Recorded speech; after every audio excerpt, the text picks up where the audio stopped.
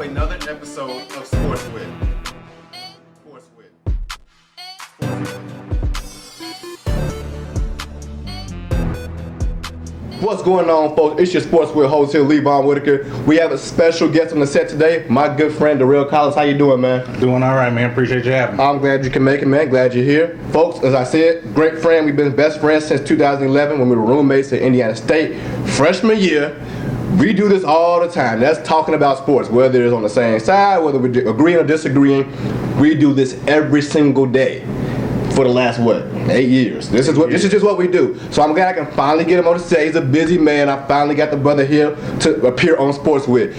Today, folks, we're going to do things a tad bit different. Yes, we're doing the Week 3 NFL matchups, but after the Week 3 matchups, after our predictions, we're going to dive into a little bit extra here, talking about our thoughts on about 4 or 5 games for this week's matchups in Week 3 of NFL football. To start things off, it's my show, so I'm gonna go first. I'm gonna make sure you look comfortable here, man. All right. To start things off, folks, you know how we do it. 2 minutes starts right now. To get things started, we got the Jets visiting the Patriots, folks. No AB, no problem. I'm sick of the Patriots having these weak matchups in the beginning of the season, but what the heck ever, they're in the weakest division. Nothing you can really do about it. Every team's just about weak to them. I'm taking the Patriots in Week 3. Moving on to the Raiders and the Vikings. Give me the Raiders. I'll explain that a little bit later. I believe that the offensive line is very strong against the Vikings defensive line, so therefore I'm taking the Raiders at Minnesota in Week 3. Next up, we got the Ravens and the Chiefs. I'm going to explain this one later for real. This is the game of the week. Give me the Chiefs in the shootout. Next up, folks, we got the Falcons and the Colts. I heard some feelings on social media. I'm not sorry. Give me the Atlanta Falcons. I said it before. I'll say it again. Every team in the AFC South will be 1-2 after Week 3. Next up, we got the Broncos and the Packers. You know who Aaron Rodgers is. I know who he is. We both know what he's capable of. Give me the Green Bay Packers at home at Lambeau Field over the Broncos. Next up, we got the Dolphins and the Cowboys, folks. The Cowboys are facing the Dolphins, who have struggled. They gave up 100 points in the first 2 weeks, only scored 10 points in the first 2 weeks. They're starting Josh Rosen in Week 3, not Dan Marino. Give me the Dallas Cowboys. Next up, Bengals and the Bills. I don't have much to say about this. Give me the Bengals. Next up, we got the Giants and the Buccaneers. I believe that Daniel Jones gets his first win as an NFL starter. Actually, he's going to get the first win for the New York Giants in this year's season. Give me the Giants over the Bucs. Next up, Panthers and the Cardinals. I'm not going to do too much explaining here. No Cam, no win for the Panthers. Next up, we got the Steelers and the 49ers. I actually like Mason Rudolph, not enough to take him over the 49ers and Jimmy G. They go 3-0 after 3 weeks. Next up, we got the Saints and the Seahawks. No Drew Brees, a great head coach in Sean Payton, but I'm rolling with the Seahawks at home. And next up, folks, we got the Texans and the Chargers. I know that Deshaun Watson and no-drop D-Hop are dangerous, but my LA Chargers and their defense is more dangerous. Give me the Chargers in Week 3. Again, 1-2 for every team in the AFC South after 3 weeks of NFL football. Next up, we got the Rams and the Browns. Give me the Rams, no doubt about it. And last but not least, give me the Bears over the Redskins in Washington. Bear down. Yes, you heard it right. I said bear down. And folks, that is my time. So you know what that means. Now it's your turn to dive into Week 3 of the NFL matchups. Nobody has a bye week just yet, so therefore you're going through all 32 teams, my brother. Yes, I'm ready when you are. You ready? Ready. Let's get it started. All right, well, starting off is easy. We both can agree. Patriots over the Jets. Not much to say on that. Vikings playing against the Raiders. I'm actually going to go with the Vikings on this one. I think I like that run game, and Oakland started well, but they seem like they're kind of falling off a little bit. Ravens at Chiefs, like you said, that one's going to be a shootout as well. Oh, definitely. But I'm taking the Chiefs as well on that one. I agree with you. Falcons at Colts. I'm actually taking the Colts on this one. I'm not a Colts fan, but I think just the Colts are going to take this when they got that momentum going. They think their team's rolling right now. I think they're going to take it at home. Broncos at Packers. Packers are quietly, nobody's talking about Aaron Rodgers for some reason. They're quietly 2-0. I'm taking the Packers. Dolphins at Cowboys. Surprisingly, I'm actually going to take the Dolphins on this one. This one's going to be my upset alert. Taking the Cowboys, they're on upset alert right now. I'm going Bengals at Bills. Going with the Bills. Not much to talk about on that game. Josh Allen's going to do his thing. Giants at Bucks. Taking the Giants as well. We agree on that one. I think Daniel Jones is actually better than Eli Manning, so I think he's going to get his first win against a very suspect team in the Buccaneers. Panthers at Cardinals. I'm taking the Cardinals on that one. I like Kyler Murray and I like this matchup. Steelers at Ravens. Taking not Ravens at 49ers. Steelers at 49ers. I'm taking Jimmy G and the 49ers. Former Patriots, so of course I'm going to go with him. Saints at Falcons. I'm taking the Saints. I've got the Seahawks getting upset right now. Texans at Chargers. I'm going to take the Chargers on this one as well. I just believe in Phillip Rivers in that pass, those two offensive weapons he's got in Mike Williams and Keenan Allen. Rams at Browns. I'm taking the Browns on this one at home. And then Bears at Redskins. That one's going to be a snoozer. I'll take the Bears. Okay, man, you didn't even use the full 2 minutes, folks. That's what we're talking about on your first time doing a 2-minute drill here on Sportsbook. Very impressive. And folks, now, and I'm not here to brag, but in week 2 I went 11-5 in my predictions. We're gonna see what my man's here goes, what his predictions end up being as far as his record when we finish up week 3 of NFL football after Monday Night Football between the Bears and the Redskins. I believe who played in Monday Night Football this week. Okay, so again, I went 11-5. We're gonna see what I do this week. We're gonna see what you do this week. And folks, even if I don't go above 500 when it comes to my win total, you can tell Tekashi69 I did it. Okay, it was all me. I chose your favorite team to lose. Okay, I chose my favorite team to win. If he doesn't like it, tell him to snitch. He's on the road right now anyway. What the hell? All right, man. I said what I had to say about about that. Now we're going to dive into about, 5 games we're going to look at right here. We're going to talk about what our thoughts are on these teams as week 3 NFL football comes up. To start things off, we're going to start with the Texans and the Chargers. I'll go first. The Texans and the Chargers in LA, and I'll keep this short. The Texans have a terrible offensive line. You saw in week 1 when Deshaun Jackson got sacked 6 times, right? Okay. Now we know he has Will Fuller. We know he has what's the guy named Cootie, the other Kiki QT. Thank you. We know he has him, and we know he has no drop D Hop and DeAndre Hopkins. Very lethal offensive players. He's a great quarterback. He sits in the pocket. He's able to scramble. But the offensive line is what's concerning me. And again, he's in the AFC. They're going to go 1-2 after week 3 because the defensive front for the LA Chargers are that much better than the offensive line of the Texans. I think that really slows the team down. It causes them to be getting the groove late in the game, and it could possibly be too late at the rate that Austin Eckler is playing, at the rate that Keenan Allen, Mike Williams, and the rest of the offense is playing right now. That's why I'm taking the Chargers in week 3. Yeah, I agree with you on that, actually. I mean, I agree with you, but I think it's for a different reason. I think these teams are pretty evenly matched as far as offense and defense goes, but I think I'm just going with the Chargers just because, again, they're at home and they look like they're getting a little bit healthier than they were in the first 2 games on defense. So, and then like you said, Austin Eckler, he's going to be the X factor in this game because he's obviously, their running game is better than the Houston Texans right now. Right. Okay. Well, I can agree with you there. I'll let you go next on what matchup you think we should talk about right now. Actually, I want to talk about the Colts playing the Falcons. Okay. I think you got the Falcons winning that one. Correct? I do have the Falcons winning that one. Another team that's going 1-2 in the AFC South, the Indianapolis Colts. See, and I just think with the fact that the Colts, the fans are going to be there. They're going to be hype about the team. The team's doing better than they expected. The Colts aren't looking as desperate as we thought they might look, losing Andrew Luck unexpectedly right before the season started. So I think they're just going to be riding high on that emotion. And that's going to give the Colts just that extra push of emotion just to overtake the Falcons. I'm not saying it's not going to be a blowout by any means. Not at all. It's going to be a close game, but I think just with those emotions, with Luck and all the fans are going to be, it's their first home game, so I think Colts are going to pull it out. And I agree with you on the fact that it's going to be a close game because you look at the offensive line for the Indianapolis Colts, and compare that to last time that Jacoby Brissett started before Andrew Luck when he got injured a couple of years ago, and we said, man, this guy's god awful. So yes, the energy from the fans will be a huge factor for the Indianapolis Colts in week 3 in Indianapolis, their first home game. But again, like I've stated before, folks, I believe that the Falcons have that offensive presence on both sides of the center. to the tight end, to Julio Jones and Calvin Ridley and Austin Hooper. Like, this team is put together very neatly. I believe this is a time where Devontae Freeman comes out and actually maybe, does a little bit more than he's expected to based on what he's performed, how he's performed the last 2 weeks. Yeah, we're still waiting on him to produce. We are waiting on this brother to come out. Wherever you are, start playing hide and seek. We're ready to see you. Another way I see the Colts losing this game is with Adam Vinatieri really kind of blowing this game early or late for the Indianapolis Colts. Yeah, that's actually a good point because Vinatieri everybody's waiting on Brady to fall off that cliff, but it looks like the person that fell off that cliff was Vinatieri. Oh yeah, very easy just to make that prediction right about now. Next up, we're going to talk about the Steelers and the 49ers. That's what I want to talk about. And the reason I want to talk about this is because I actually like Mason Rudolph for the Steelers. I believe that the Steelers have a system that he can flourish in. Now, granted, it won't be what Big Ben is, but I think they keep their heads above water. Granted, I do not have them winning this game in San Francisco with Jimmy G and Shanahan and the 49ers, but I do believe they'll keep up. It won't be a blowout by any means like they did the Bengals.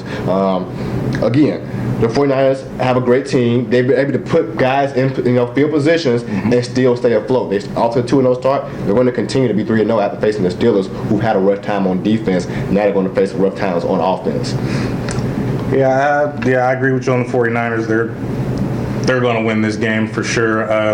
I'm not as big of a believer in Mason Rudolph as you are. I think the Steelers are just trying to save face, saying they believe in this kid, and I don't think they really do. I mean, I think he's going to show it tonight. To be honest, you have no choice believing the guy. Honestly, when you got to, he's all you got. Yeah, pretty much at this point. You got to believe in him. But yeah, Jimmy G's, he's going to.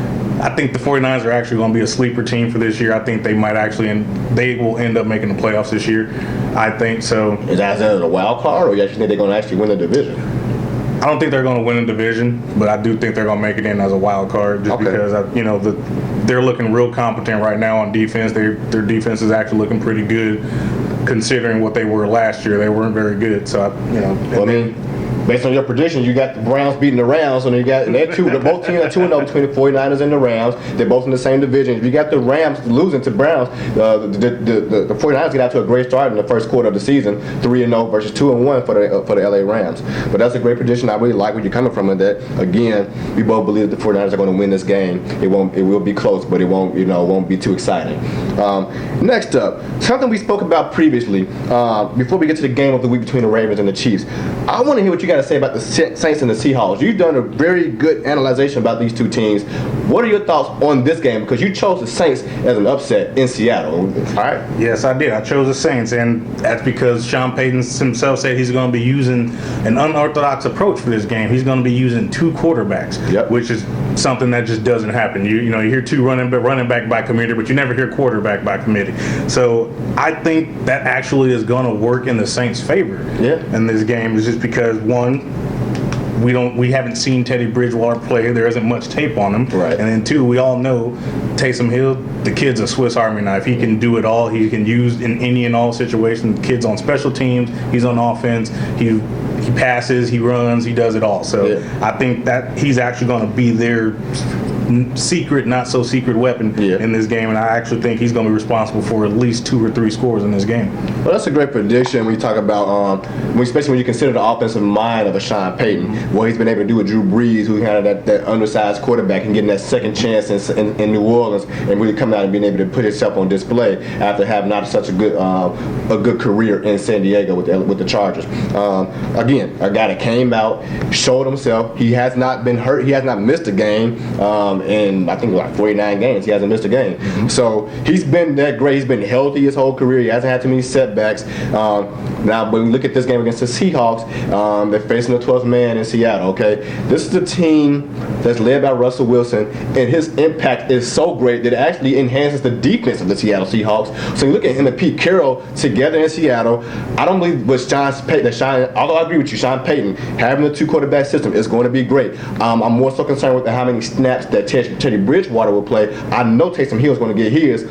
I'm worried about how effective Teddy Bridgewater is going to be in his snap count. What he's going to be able to do in his amount of time on the field.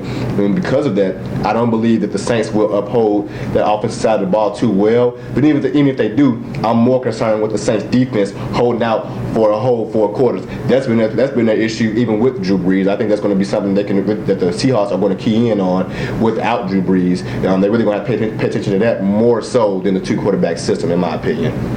And do you have anything else to say about that matchup? I know we both, you took the Saints, I took the Seahawks, so we disagree there. But any more points you want to make about that game? The only thing I would have to say is just that, you say you talk about the 12th man. I mean, Seahawks, they're the 12th man. That's always something. That's always a factor in every home game for the Seahawks. Like, that's probably one of the, it's the loudest stadium in the NFL. So it's going to be a tough place to play. But I just think as long as the Saints, Taysom Hill, Teddy Bridgewater, as long as they don't get themselves in an early hole, that's why I think that they're going to be able to pull it out. They're going to have to, because it's going to be all trick plays, gadget plays, all these special things going on. That stuff doesn't work when you're down 17, 10 points, So as long as they can keep pace with the Seahawks, which, Seahawks play pretty slow. So, you don't really have to worry about them just kind of taking off on you. But they're definitely not that team that's going to blow you out. They definitely can slow it down. They can really hurt. They can really bite themselves in the butt most of the time. And then have to fight from behind anyway. So as long as they limit the mistakes, I think they'll be all right. All right. Well, I can agree with you on that. Limiting the mistakes. That's very key for both teams in this matchup. And last but not least, folks, we're going to wrap this up real quick here. We got the Ravens and the Chiefs. Baltimore visiting Kansas City. What has been seen as the number one defense facing off against the number one offense in the league right now. Patrick Mahomes, my guy. I love this guy. If he was, he can be a member of my family for all I care. He's that great. The guy is lethal. I mean, the hair, the arm, the legs, everything about the guy is great. The offense, and the defense is suspect.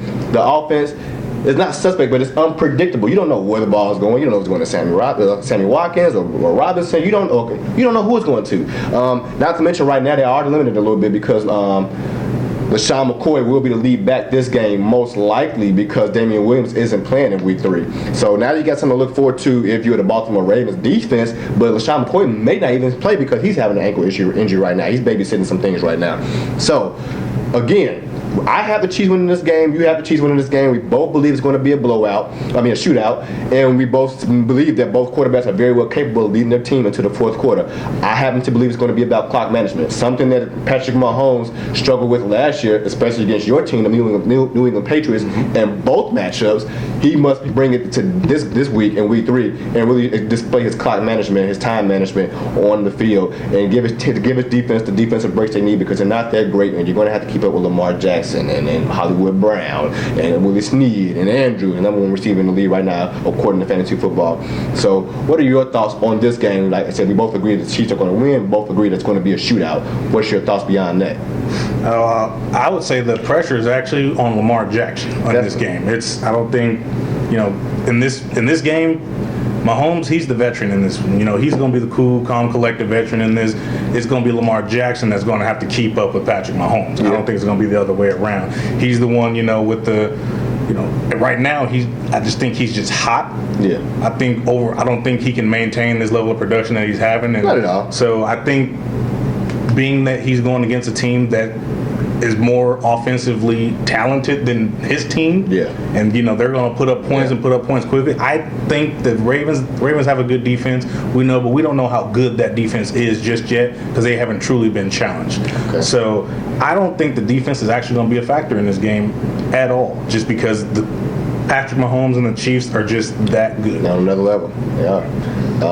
One thing to also add about that, if you talk about the veteran leadership of Patrick Mahomes in this specific matchup between the quarterbacks, Patrick Mahomes was able to sit out a whole year and watch Alex Smith. Lamar Jackson didn't get that pleasure. He watched for a little bit of the season, for most of the season, I would say, behind Joe Flacco, but eventually they had to throw him in there and they had to get him in the mix, and he took over the starting position eventually. That's why Joe Flacco's in Denver right now. So I believe that Patrick Mahomes has that upside when you talk about sitting out for a whole season. You're talking about coming back the following season and being the MVP in your first time starting.